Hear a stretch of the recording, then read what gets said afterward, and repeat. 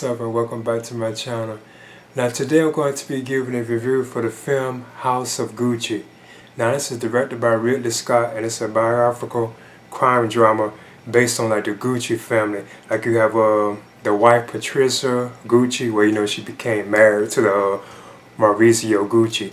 Now Patricia is played by Lady Gaga, and Maurizio, he's played by Adam Driver. Now the film mostly does focus on them and like the aftermath of what happened with like their relationship, and of course she had put out like a hit on Maurizio. I think that's how you pronounce it, Gucci too, as well, and that's basically what the film leads up to, because it even kind of opens with that. You see like him be about to be like assassinated or attacked, but then it jumps to like how they were met and all that. You get almost like a flashback. It jumps back to all the events before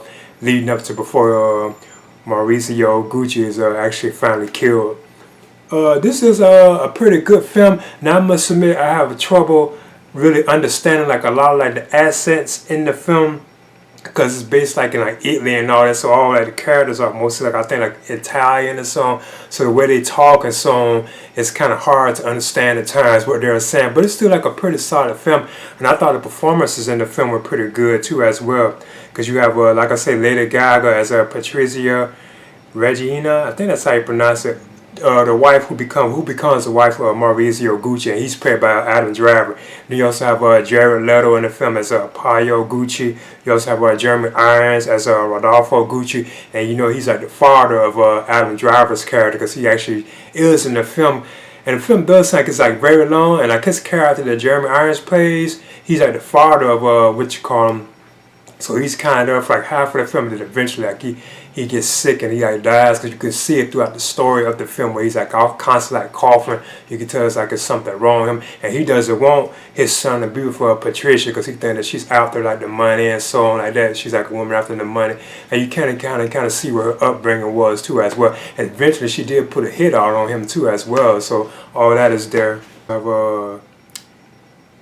Al Pacino as Aldo Gucci, and he's the uncle of Maurizio too as well. He kind of gives him advice about how to run the business and so on. So his arc was pretty entertaining too as well. Then you also have Salma Hayek as this like psychic, I forget how you pronounce her name, and she's the one that Patricia goes to seek advice about like, the relationship and what she should do and all that. She's actually the one that kind of convinced her to actually put the hit out on Maurizio so they can kill him like in the end. But overall the film was pretty good, and it was a very long film. Now I realized that it was almost 3 hours. It did sound like it was very long.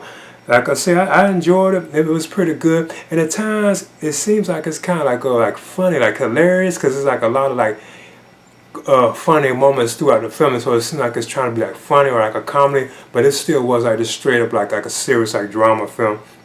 But I thought it was pretty good. But like I said, that's the only thing at times that kind of turned it off for me. It was kind of hard understanding like the Italian like accents, like when they're speaking like their dialogue, like the actors and stuff. Even like Al Pacino and them, like great, excellent actors like that, like Oscar-winning actors.